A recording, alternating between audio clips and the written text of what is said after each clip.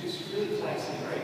She's funny, she sings beautifully, and she keeps the humor kind of, fun, never like stuff that you can't say in churches, and we could say stuff that Olivia McIntyre says. And she says that there are three ways to have a successful life. You know what they are? This is what she said. One is to have a wishbone. The second is to have a backbone. And the third is to have a funny bone. And when you think about that, she's right on target. And we can, figuratively speaking, we know what a wishbone is, right? When we break up the part, and the one that has the largest part gets the wish, that's what they say, granted. We also, of course, know the backbone and how essential it is. We also know the funny bone. If you ever hit it, you don't really laugh, but there's something funny about that section of the arm.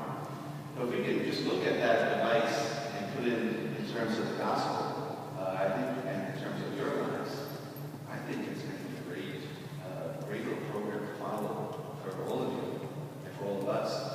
First, the wishing. What is wishing? Like thinking and being kind of concentrating on your goal, right? And all of you by now have some sense of maybe what you might like to do, right?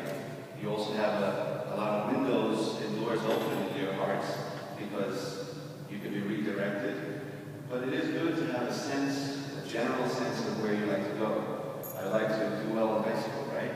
So that I can do well in college, so that I can do well in life, so that I can do well and get a great job, so that I can raise a family, so that I can become a priest, so that I become religious, right?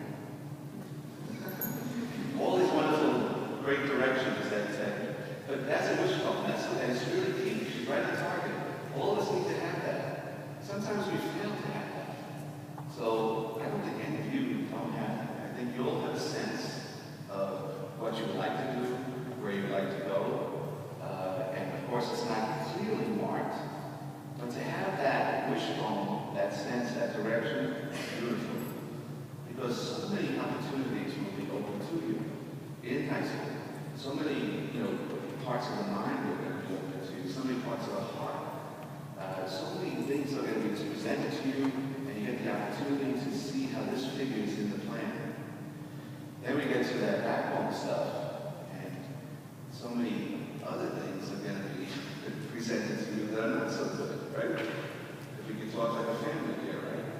There are things out there that prefer you didn't have a wishbone. They prefer that your mind was blank. They prefer that your heart was dark. They prefer that you just kind of follow the crowd, right? And it's bad. I don't have to tell you, right? There are lots of temptations out there. I think this gospel is perfect. It's a battle you pick the gospel. It's wonderful. The seed, a small little seed becomes eventually a beautiful big tree. Right now you're in that seedling kind of Middle Earth category, right?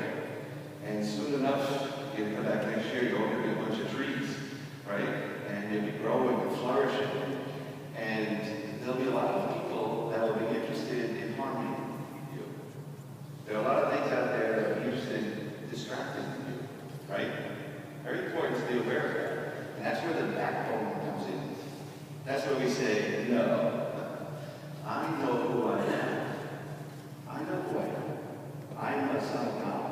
I'm a daughter of God. And I say no to this that tries to make me forget that. Okay? So that's where the backbone comes in. And then the funny bone. The funny bone. Who's the class funny person? I have a few.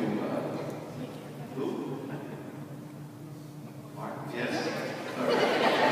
Well, we want to thank you for reminding us that we can't take so many things so seriously, right? And the best, I mentioned this lady, Olivia McIntyre, because she doesn't really have jokes at people's expense. She's kind of all the time really laughing at herself. Some of the holiest people I know, are the funniest people I know. I bet Sister Mary would agree with me. Some of the oldest sisters that married the Queen but retired, they're the funniest people. They've been sisters for 60 years plus. And boy, I'll give you for instance, my friend, Sister Mary Lourdes,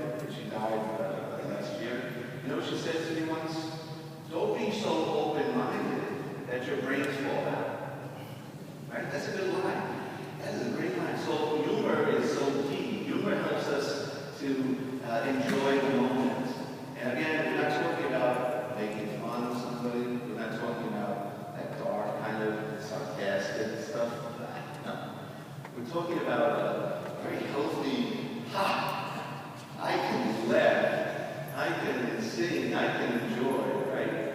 All right, let me wrap this up. And you know my favorite